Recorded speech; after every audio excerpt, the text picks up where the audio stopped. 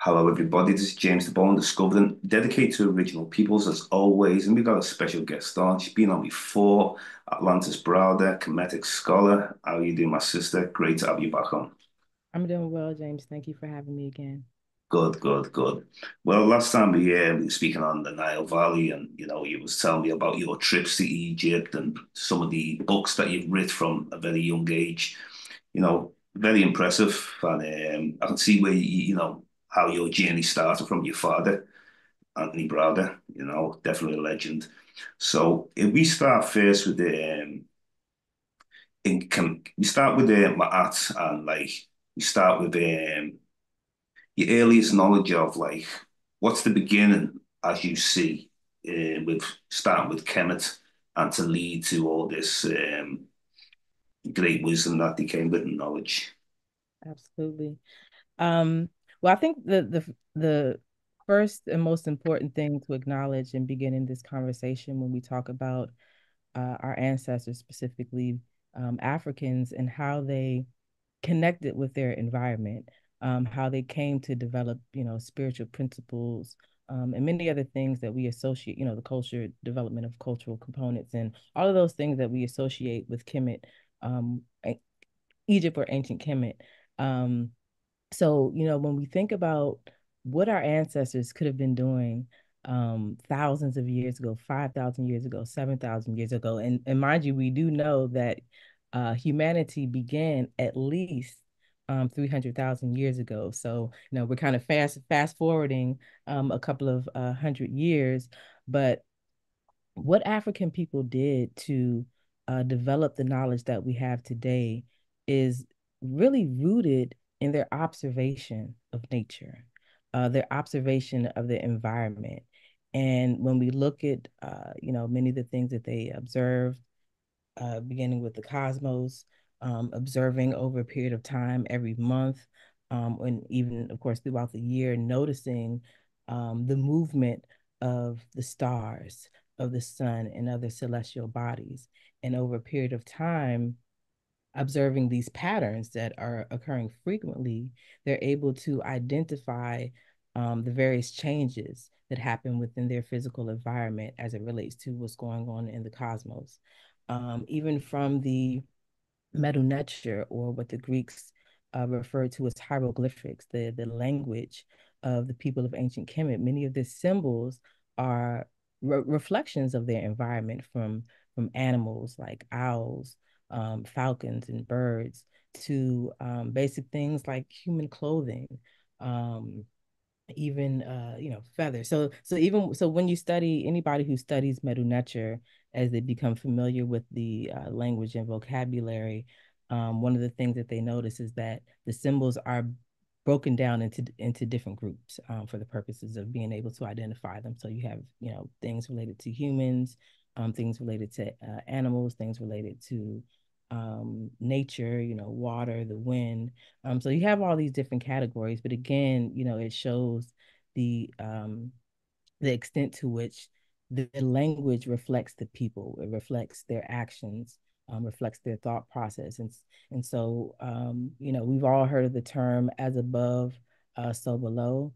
And it becomes very clear when we study ancient Kemetic history, culture, and spirituality that not only did they have a close connection with nature, but everything that they observed happening in the cosmos was also a reflection of what was happening on Earth. But they also knew that the energy associated with these celestial bodies could be called upon and brought down forth from the quote unquote heavens to earth.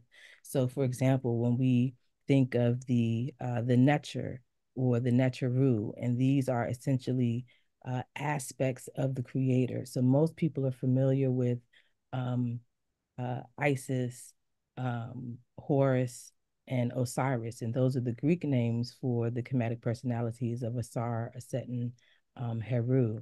But then we also have deities such as Ma'at, such as Het Heru.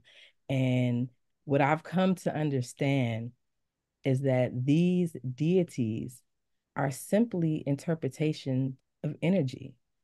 There was no real person named Asar. There was no real person named Aset or Heru or Mahat or Jehudi, but these were energies that were personified. And so, for example, Ma'at was actually one of my favorite deities, particularly because I'm a Libra. So I just celebrated my birthday a couple of weeks ago. Oh, But happy birthday. thank you, thank you. I associate or resonate with Ma'at very deeply because she is a symbol that is associated with truth, justice, balance, harmony, reciprocity, seven principles of Ma'at.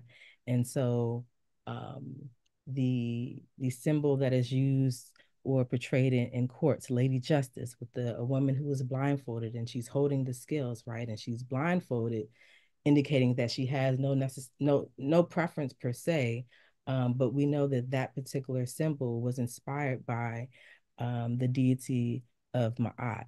And so there are a number of scenes at different temples. You can also find them on papyri, where they show the judgment scene.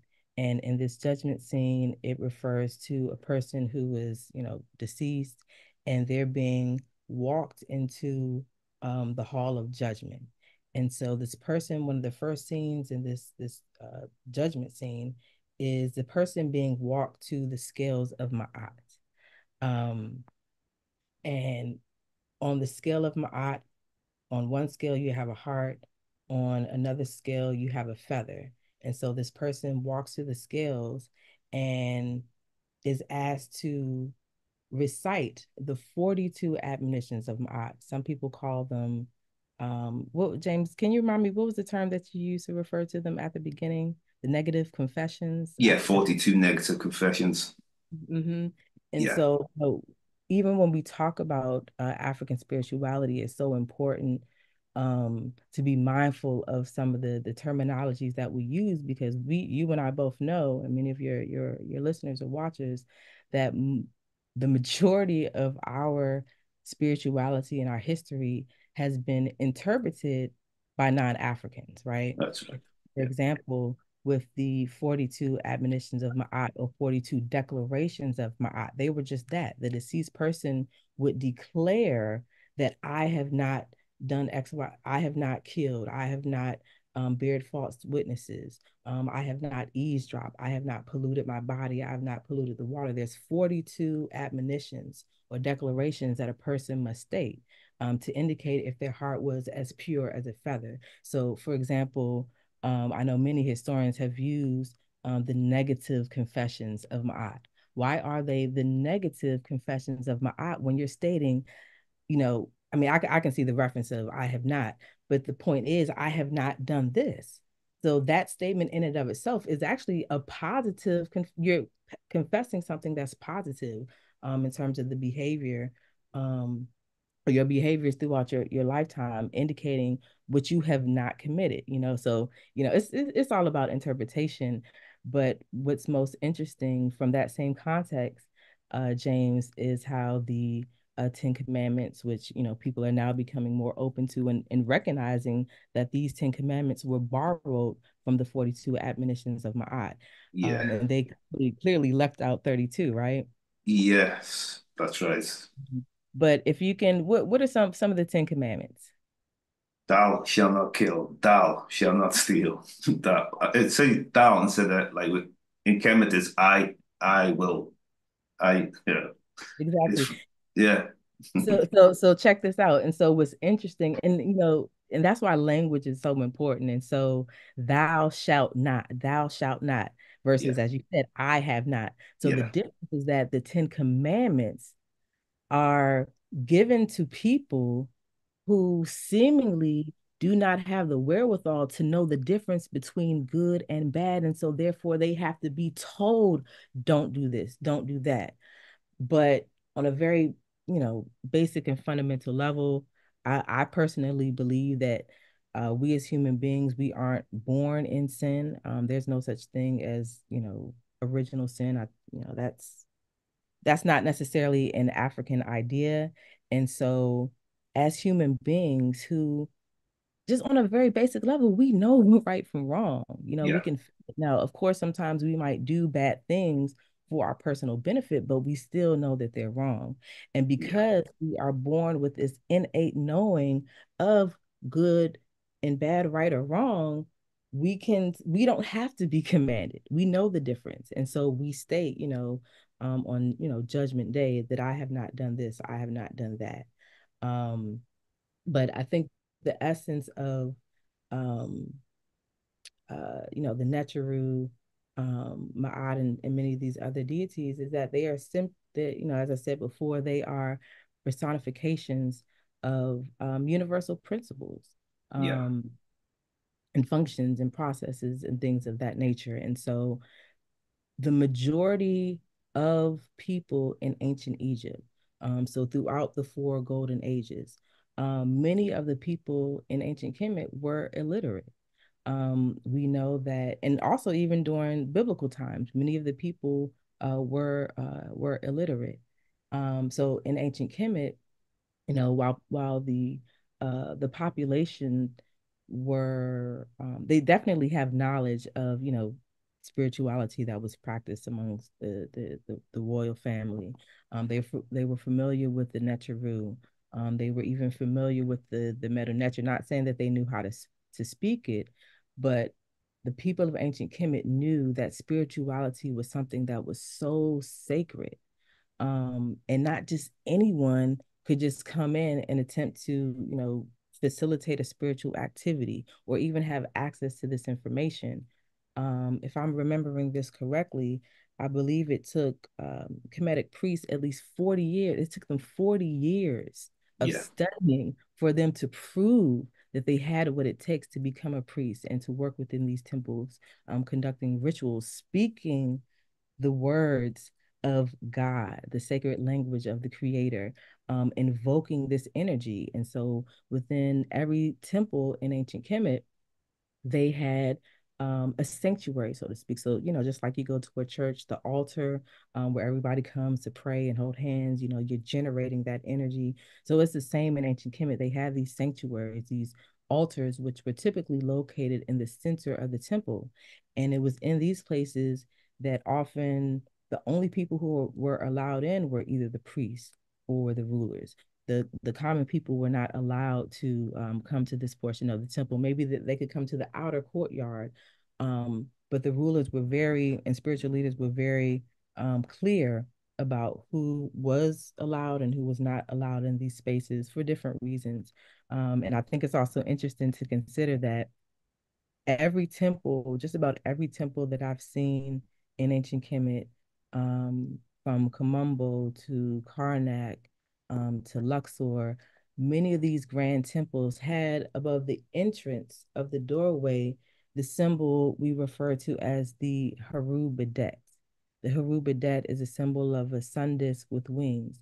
And so that symbol is associated with Haru, who was said to be the sun born of a virgin, born to Set, the wife of Asar, who's, through mythology is considered to be the first king of Egypt, although we know, according to written record, that Narmer is considered to be the founder of the first dynasty of ancient Kemet. But anyway, so going back to this architectural structure, you have the Haru Bedet above the door.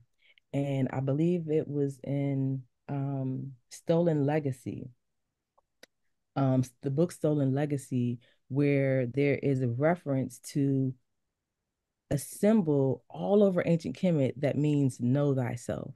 And actually, I remember my father telling me this story when he first read the book, by George, by James, um, that he, after have gone to Egypt so many times, he was looking for the symbol, know thyself, where is it?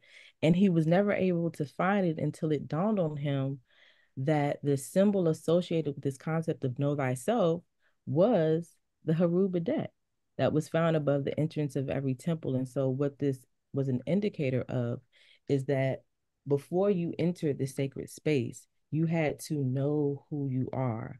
Obviously on a very spiritual level, but you had to be able to conduct yourself in a certain manner before you can enter these particular spaces. Um, so I kind of lost my train of thought, but I just wanted to Yeah. kind of tell you But it that was, symbol. it was a lot of great information, even like when you were saying about 40 years of studying. Now we know like the Greeks didn't do 40 years in Kemet studying, so you know, they didn't either aware of was there any outsiders that were able to complete the 40 years of study? Because I mean I didn't I've heard about people studying in Kemet from different places. But to Hmm. complete the 40 years, that's when you've completely mastered pretty much the complete graduation. Is there Hmm. anybody, the Greeks didn't get to do the 40 years, was it? Did So any of I them go through that long? so I can't answer that question for certain. But what I do know is that many of the foreign invaders, whether it's the Hyksos, whether it's the Greeks or the Romans, we know that even though they brought their own, culture, brought their own Yeah, language, many of them still adopted ancient Kemetic, spiritual practices and some yeah, of the cultural elements as well. Um, but even on a basic and fundamental level, we know with the example of the Greeks that when they went into ancient Kemet, they changed the names of African people, places, and things. And yeah, so Egypt is not the original name; it's a Greek term. Um, Hieroglyphics is a Greek term. Medu Neter is the African word. Mir is the African word for the structure that we refer to as a pyramid. And so it's very clear that they, in some sense, I would have to use the word perverted the history and culture of our ancestors, because when you understand the power of names, but more specifically the power of words, changing the original name of something also changes the energy of it, you know? yeah, So even just this idea, if let's just say, for Christians, they call on Jesus, in time of need. But if we were to find out, and this is no offense to anybody, but if we were to find out, and there are many historians who have identified that Jesus was not the original name of the historical figure that we associate the yeah. experience. The letter J's only 500 years or something. Yeah, Exactly. The mhm, letter J did not exist during that period of time. And so when you think about it, if that was not his original name, the first question should be, well, what was his original name? And that's another conversation. But if that wasn't his name, then who are you calling on? And so, Christianity has been a part of Black culture here in America for hundreds of years, definitely since slavery. And, I beg to ask the question, we've been calling on Jesus to save us, but where is he? Has he answered our call? And so it's, I say all that to say that, if we're calling on the creator or certain energies by the wrong name, then it's impossible for us to expect for our prayers to be heard or to be answered. Um, and so I think that's the most important thing when we look at um our history through the lens of outsiders, knowing that they went in and yes, they might have adopted it, but if they truly respected those yeah, people, cultural practices, why is it necessary to change the name? yeah. Um, So with the mhm, Jesus, sorry, and some people say different Yahshua and all these other names, but when I was watching Hidden Colors 2, your father was on it, and some of the other greats on it, and he was explaining about before 325 AD, um, you know, Constantine, the Council of Nicaea. Before that time, the person who was, or you can call him Yahshua, I don't want to give him an actual name, but supposed to be born in a cave in Ethiopia. right.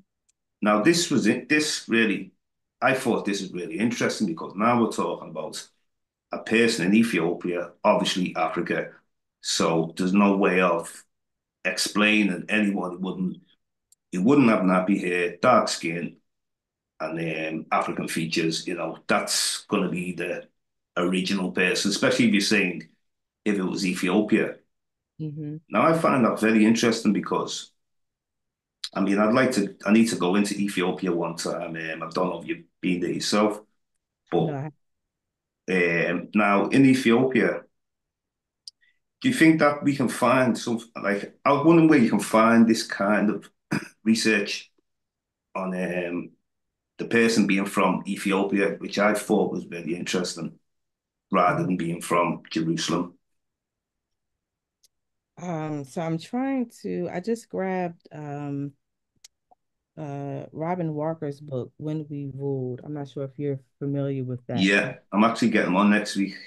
Okay. Yeah, I would definitely encourage this book. It's a really good read and an easy read as well with yeah, regards to the history of ancient Kemet. And I might have to take a moment and come back to this, but there was a quote that Walker referenced in which a historian was speaking about the connections of ancient Egypt to Ethiopia, and yeah, specifically not necessarily in context of what you're saying, but that the story of Asar, Set, and Heru, which many historians are now acknowledging, actually did not originate in ancient Kemet, but actually originated in Ethiopia.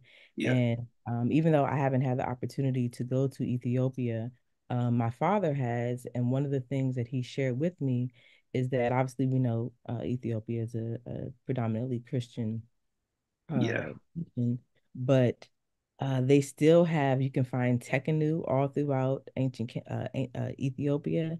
And from what I understand, at least once a year, they have this festival, this celebration in which they carry the statues of a Set and Heru through, through the town or wherever the area is.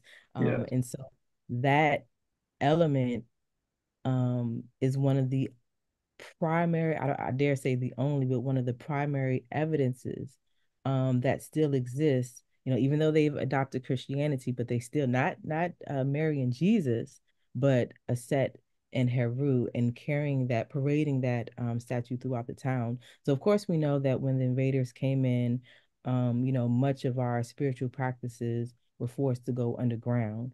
And we see that throughout the diaspora. Um, I but mean, when I mentioned about the time of 325, obviously, there's a lot of things surrounding them times anyway. There was a lot of like the Son of God becoming the Son of God uh, during these times, and now some people can refer to the Son God, and then some people can just it's just the Trinity which came into it. Mhm. So part of it is also understanding that during the different, like the Old Kingdom, Middle Kingdom, or New Kingdom, at different points in Egyptian history, not only were the capitals moved, but certain gods were honored more than in a previous region or under a previous rulership. So there are times when Ptah of Memphis was the prominent deity under particular rulership. There was another period of time in which Ra or Re was a predominant deity. We know that most people are familiar with the cultural or spiritual revolution that took place under Akhenaten, Yeah, when he changed and focused on um, the Atun. And then again, this back and forth between the Atun and the Amen. But when you think about it, now those two examples of Amen, like Amen, which most Christians in their prayer with, is one of the terms that's used to represent an aspect of the Creator. So, for example, there's three main aspects of the Creator. You have Kepra, Ra, and then Amen. So Kepra, not only is it a name for the creator, but it is also a word that describes the movement of the sun throughout the sky. So Kepler refers to or means simply rebirth. So when the sun rises in the east, it's known as Kepler. And when the sun is rising, there's a certain level of energy that's there. And then when the sun reaches its highest point in during midday, it's known as Ra or Ray, like a ray of light. And that's when the sun is said to be not only at its highest point in the sky, but it's also the most powerful. And then as the sun begins to set in the west, is known as Amen. Amen simply means hidden.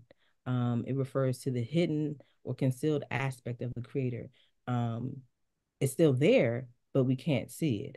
And so different energies associated with these different aspects of God. And so depending on what you want to tap into depends on who you call. But just in reference to the statement that you made, at different points in time, there were different gods or different deities that were prominent. Sometimes it could have been cultural, like the previous rulers, you know, honored those gods, and so their successors, maintained that practice. But then when you had a completely new dynasty that came in, their family culture or wherever they were from, they had a different god, and so they made sure they lifted that god up, and that god remained until the next ruler or rulers came in.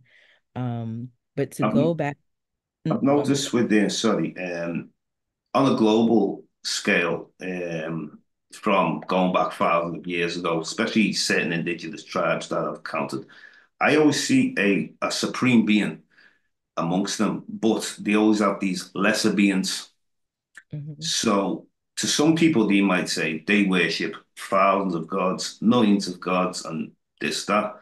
But most seem to have the intelligence, or they basically seem to know that there's the highest God, which is ruling over all, and not necessarily describing a likeness. I mean, when I say a likeness, you can make up a deity looking like this, looking like that, but really, I mean, there's nobody's ever seen God. So, because nobody's ever seen or verified it with that, to prove it.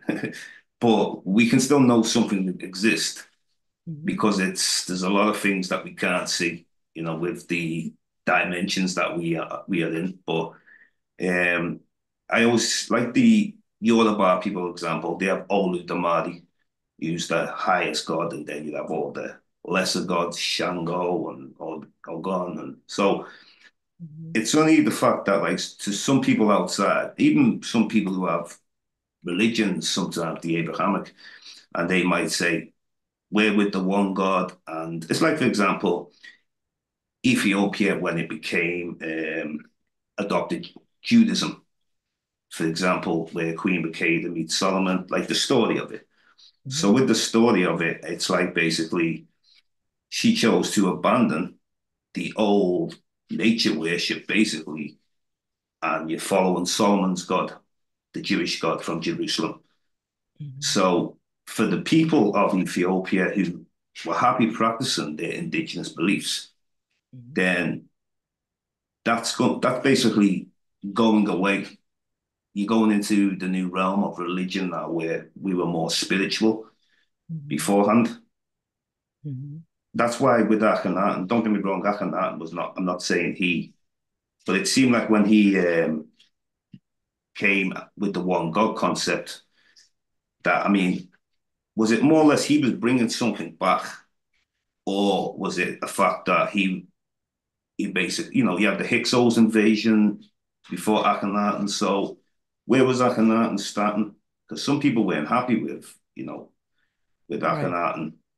I mean, so if you think about it, so during this time, um, the predominant deity was Amen, Yes. referencing the hidden aspect of the creator. And so, from the perspective of Akhenaten, Atan, which is almost the essentially like the physical manifestation of the god. We often see depictions of Akhenaten under the sun or with the sun rays. So that sun, that physical manifestation of the sun is what some are associating with the creator or creative energy. But again, we have to be very mindful that much of the information that we know about African spirituality has been interpreted through the lens of non-Africans. And Yeah. even just a conversation between about spirituality versus religion. So this is the thing, and we can go in so many different directions with this Yeah. conversation, but I think the most important thing to understand when we talk about religion, whether it's um, in ancient Kemet or with Constantine and other rulers, trying to introduce or transition to a new religion. At the end of the day, religions were used to do what? They were used to control people, Yeah, particularly with foreigners and invaders. When you're going into a new location, you have to find a way yeah, to, in some ways, right, unify the people, but also control them. So if you can get them to believe in a story, um, whatever that story may be, that has been historically the greatest way to control people from Islam to Christianity. Um, so many thoughts. I keep losing my train of thought. So many yeah. thoughts within my mind. Well, But funny enough, Robin Walker, last time I interviewed him, he mentioned about in Elephantine, there's a synagogue. It's the oldest. It's one of the oldest synagogues. mhm, So I was quite surprised, and I didn't even actually, even though I was down by Aswan Elephantine, I didn't actually notice it myself. It was not until I come back that Robin Walker said that. And I researched it. You can see it on the internet about one of the oldest Jewish synagogues or temples, or he was explaining. mhm. So I was wondering, like, is that basically trying to tell us that it started there in, well, Nubia, or is it? Because I get mixed up. You see sometimes with the connection, how the religions actually started. Like, say, the Hyksos coming in. And I'm sure that when they came in, that they've learned so much of the Kemetics, and when they've been drove out into back to wherever they're from, what the knowledge that they had, they were able to establish Judaism. Yeah. So from my understanding, the major religions, Judaism, Christianity, and Islam, they are definitely offshoots of an earlier spiritual practice, Yeah, um, that we may not necessarily, have a name for, especially when we talk about ancient Kemet.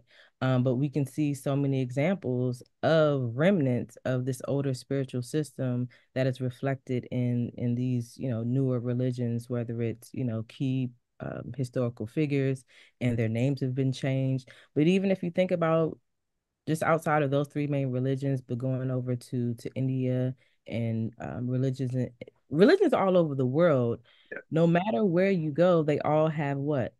A savior or a messiah of sorts who was always born of a virgin, and it always seems like this prophet, this messiah, this historical figure that grounds these different cultures, they have very similar stories. And so some historians will say, well, is it possible that all these different cultures around the world, they just came up with this idea on their own, independently of each other? Or is it possible that it started in one area and then that knowledge spread as, yeah, foreigners came in and took that information? So I'm more inclined to go with the latter, in that information originated in one place and then was dispersed over hundreds of thousands of years.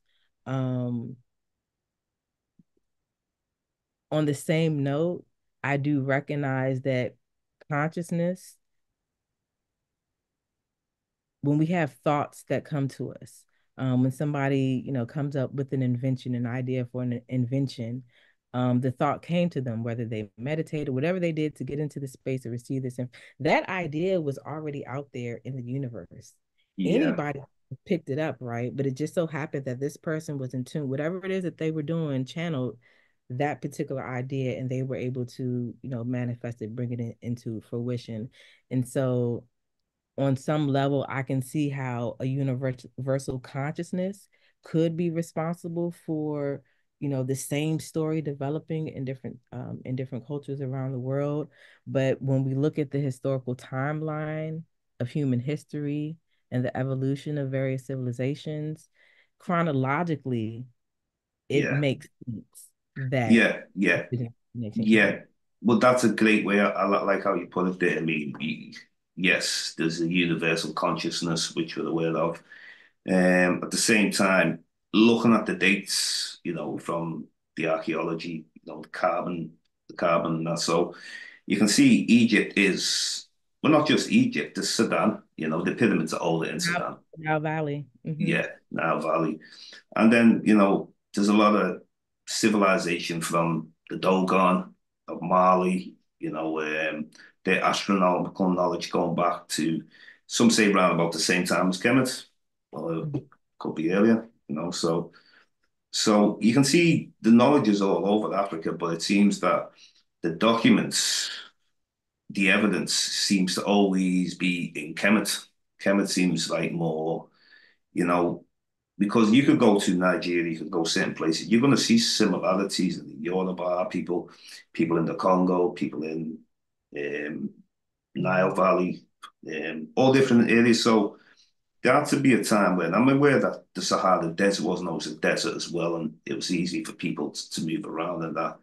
Mhm. And so you can see basically a story where basically the whole of Africa seems to is like they must have been a strong connection and a communication as well as a civilization with the spirituality.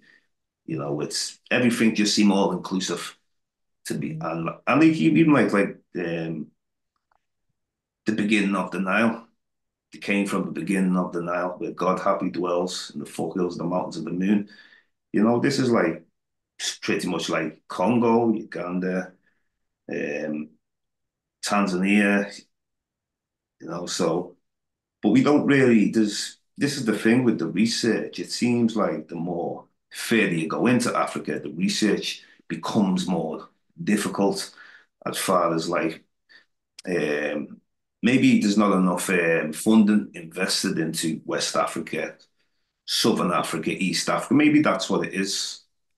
You know, No. um, Mhm. Yeah, no, I would agree with you 100%. Like when we think about historical studies and research, just the term Egyptology, like there's no other African country that has its own study. There's that's no right. Yeah, Nigeriology. There's not even a Europology. yeah. So Egyptology, it's the fascination of Egypt, and it's amazing that how Egypt is one country in the whole of Africa, and the obsession with it, and you know, maybe in the future, if the funding is right in other parts of Africa, they might uncover some amazing research. Hopefully soon. Well, I'll say this, and I'll speak from experience. With the last 15 years, my father and I, we've been, excavating, doing work over in Luxor, Egypt. And so we're excavating tombs of the 25th dynasty, right? And so what's interesting about the 25th dynasty, these were rulers from Kush, modern day Sudan, and traditional Egyptologists recognize the 25th dynasty as the Negro dynasty, Yeah, which implies that the previous dynasties were not Negro, not African. And so again, we come back to this challenge when we have non-African people interpreting our history. And so, traditional historians would identify the 25th dynasty as invaders, as foreigners. But that's just like saying, folks in, Atlanta, Florida, that whole southern, like we're cousins, yeah. we're all related.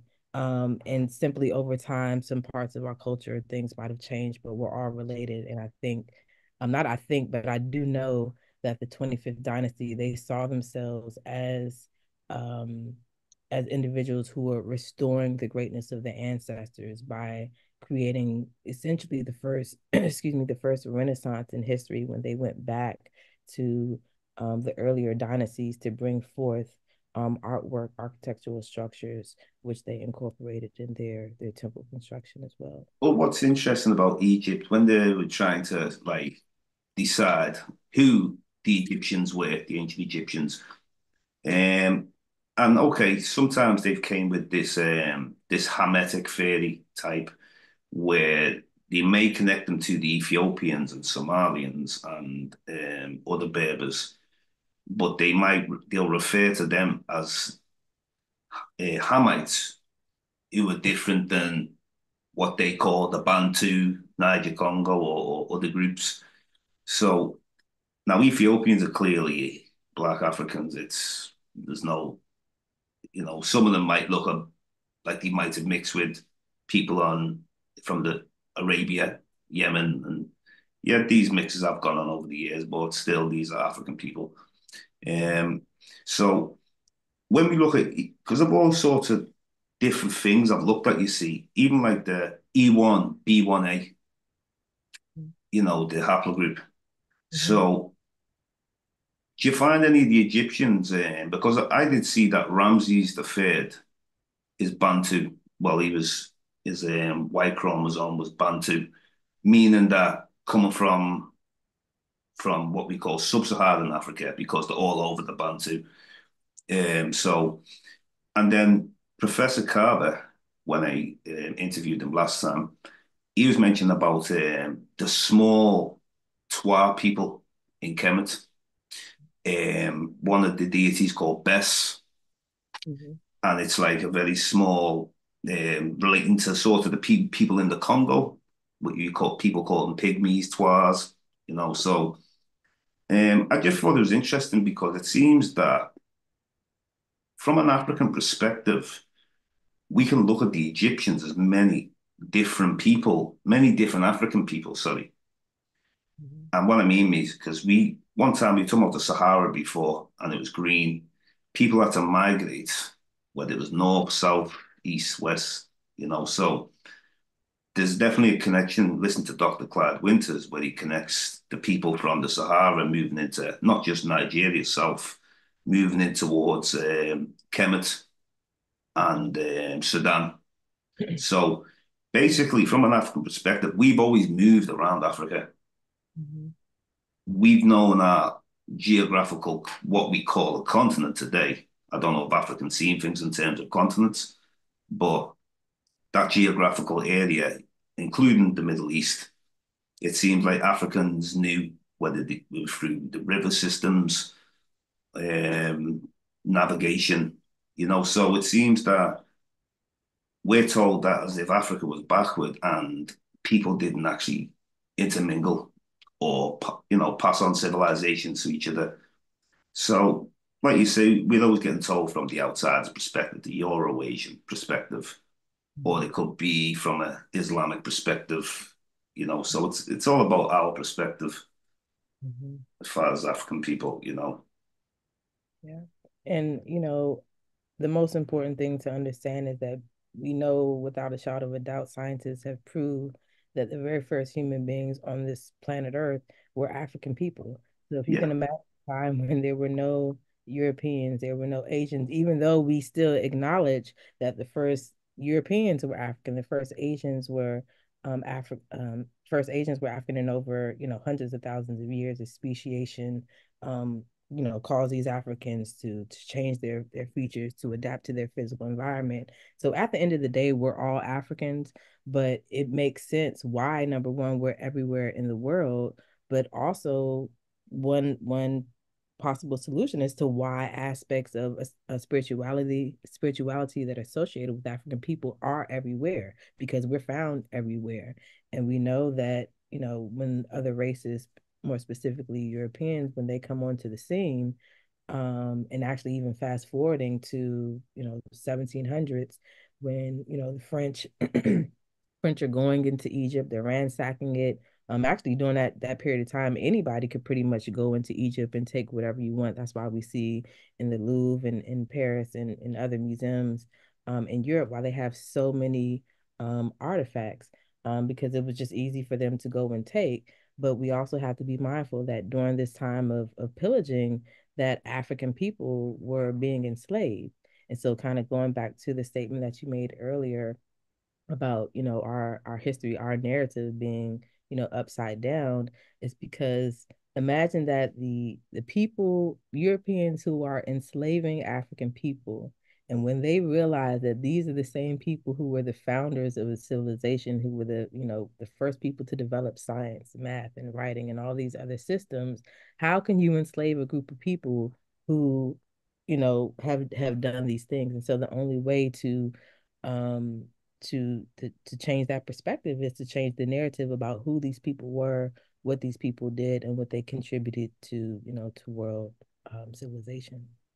Yeah. Another thing as well is sometimes they rival other countries with chemists to say which is older.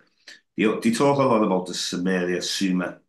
So in Sumer, for example, the saying that they have got the old, some say they've got the oldest writing. Now you find I mean in the museum in Egypt, the scene is about 3,200 BC, Hmm. but that is that's before. That's not. I don't think that's an actual writing system. Though it's not a script. Hmm. Yes, because scripts usually come before, don't they? So you find Kemet older than Samaria as far as the writing system. Yeah. I'm sorry, say that. What was the last part? A lot of the historians now, or even when I say the historians, it's mainly this thing of like Sumer, Samaria. They say it's got the oldest writing. Right, right. The unicorn, it's the oldest writing. It's in the world. But you find Kemet's older, or because with these Eurocentrics, sometimes they're just trying to bring anything down. Mhm. Seeing as we've proven Kemet is a black civilization, an African civilization, there's usually new things that they seem to bring up about the unicorn writing in Sumeria. Yeah, and so I mean, it's essentially their attempt to cover up the truth, um, but just even with that argument of Sumer being older than Kemet, um, I'll see if I can get the book, but there has been enough research and evidence discovered to date ancient Kemet back to at least 10,000 BC. Yeah. I'm not sure if you're familiar with some of the research and documentation about or excavations around the Sphinx and Yeah, the Dr. Baval, Robert Baval, yeah, Robert. and Oh, a yeah. couple of other people. Yeah, definitely aware of that. So Mhm. yeah, that's a very good point. Yeah, And even the alignment of the belts, the three stars in Orion's belt being aligned to the three pyramids at Giza, and accessing technology that would have determined where the stars, where the yeah, stars and planets were at a particular time. And so being able to trace that all the way back to line them up, line those three stars up to the pyramid, taking us back thousands and thousands of years than we could have ever imagined. And that's what history is about. That's what research is about, because we find information, and then as we continue to dig, we find new information that corrects what we previously thought.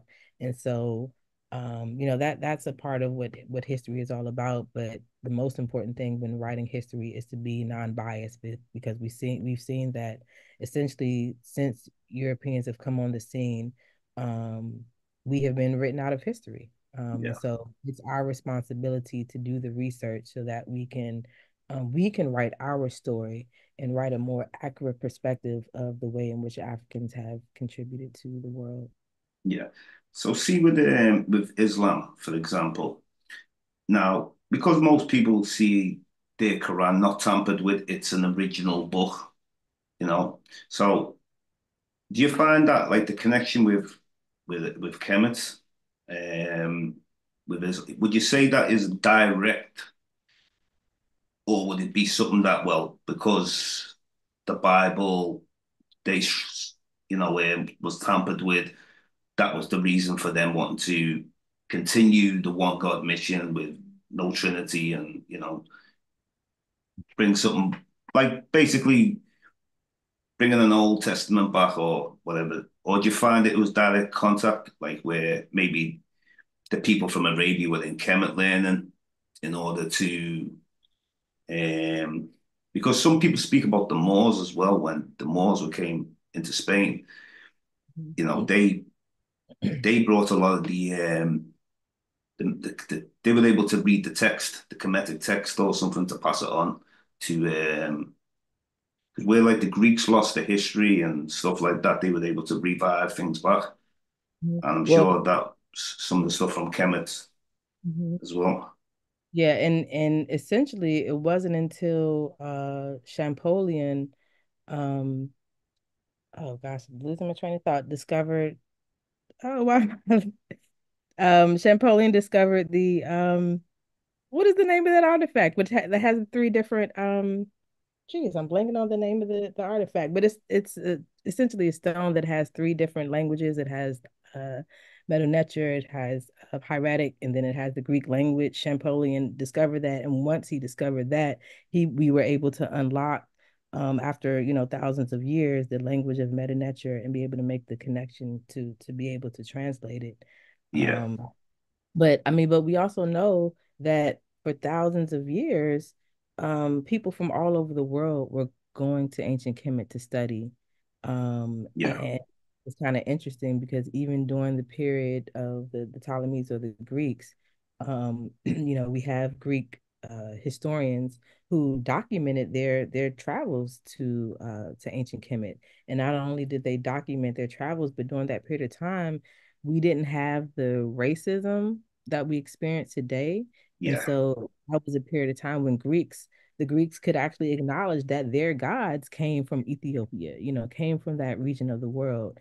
And there was no um sore need to have to put down African people. They were looked upon as gods. They were looked yeah, upon as individuals who were worthy of respect, worthy of studying from, learning from. So they were well respected around the world, but it's only natural um, that there are some people who are jealous of that. There yeah, are some nations who see all the gold mines, they see the wealth of this particular nation, and they want a piece of that. We even see that within our own with amongst our own people. Like when we talk about the four golden ages, and after each of these ages, we have these intermediate periods. And the very first intermediate period that we know of in ancient Kemetic history, that was internal conflict. That was Africans fighting amongst themselves. When crime rose, when Africans were stabbing each other in the back. Um, and of course, any society or any nation that is weakened, it makes it so much easier for outsiders to come in and take over. And that's essentially what happened over the course of thousands of years. yeah. It's a shame. This is what unity. You have to be unified in order to, and even like Africa. The everyone wants resources from Africa all around the world. It's but you got to take more control and you must demand respect. Africans must demand respect, and they have the power to demand respect, especially with all the resources and everybody, wants to be take part in African politics decisions and ruler, looter, So it's all a matter of time, and I think with this, people have got to make good use out of the internet, make good use out of your social media rather than just things that don't mean nothing. Put some info. It's all about information, and we must connect globally, just like we are doing today. You Absolutely. know, I think what we have to do as a people is we have to return back to our original way of being and thinking, connecting with nature, yeah, utilizing all the fruits of nature to survive. Um, and I think, not I think, but I know where we went wrong as a people is when we, lost some of our connection to spirituality, to our culture, and when we were introduced to European culture, we embraced that as if it were the end all be all. And we became blinded by, and obviously miseducated as well, but we were just completely disconnected from the truth. And so, even when we look at Africa today, Africa has so many resources, a lot of wealth there, and correct me if I'm wrong, every country in Africa is ruled by a person of African ancestry, right? And so if we have these, quote unquote black faces in positions of power in Africa as presidents, as, different political yeah, figures, then why is Africa in the state that it's in? And unfortunately, the answer to that is kind of speaks to what I just said, that many of our African leaders are not necessarily connected with their history, with their culture, with their ancestry, and it's more Yeah, important for them to be in the pockets of Europeans. And of course, that's all the right. Totally yeah, right. and Yeah, no, being 100%, mhm, 100% correct it is. It's because the people, I mean, it's the leadership, it's too much weak leadership.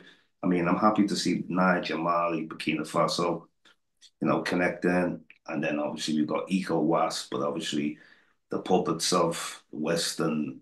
But eventually, I mean, people got to get fed up of this and, connect back.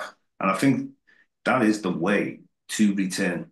You return back to the ancestors, return back to who we are, not who we became, get back mhm. to who we are, And you I know. think another something else to consider, like just thinking about the experience that we've had as people of African ancestry throughout history, how do we go from being the creators of civilization to now, being a part of, in some essence the lowest social class, in America. Um, Part of that we have to be honest with ourselves and have some conversations around this concept of karma. How do we go from there to there? And of course, now everything is cyclical, right? Nothing lasts forever. Anything goes up, then must come down. But I also, have to consider karma and some of the things that we might have done that caused us to have the experience that we did. Outside of just the internal conflict, which makes us more vulnerable, but even on a spiritual level, like I do believe that before things manifest on a physical level, it starts emotionally and then spiritually. And so there's so many different levels that we have to look at to understand, why we're in the state that we're in, but also what's necessary for us to restore our glory. But we also have to be realistic. And correct me if I'm wrong, James, but I cannot think of any period in human history when all Africans were united or all people of color were united. Yeah, And yeah, sometimes, I have to ask myself, is that realistic, to think that all African people in the world could unite? Of course we unite regionally, right? yeah. Nations unite. And that's just something to think about. But even, the desire to work towards that unification. There's a lot of things that we can do, but it is important for us to be realistic and know that, if it Definitely. hasn't happened in 10,000 plus years, what's going to say that it's going to happen? What are we doing different um that's going to bring that into fruition? And it's not to say that we shouldn't obviously still try to unite our people, but we have to ask ourselves these real questions, just historically, what has happened, because history also always repeats itself. Yeah. But history will also let us know what we need to do in the present and how we need to prepare for the future as well. And look, this is why Dr. Renaud Rashidi, rest in peace, my mentor, after reading like books that he's written, like having conversation, interviewed him, and a Black Planet at one time, and then it's not only like until recently, in the last 6,000, 5,000 years, we were all in Asia, we were all in Sumer, parts of Europe, and these are factual things from skeletal remains to there's the Ivory Bangle lady they found, these you see Cheddar Man in Britain 10,000 years ago. This is with the reconstruction, the technology they've got to this day, they showed Cheddar a while ago, they never said Cheddar Man was a black man. But with the technology, they said, oh, we can tell it's someone black, and they give him blue eyes, but it's definitely a black person.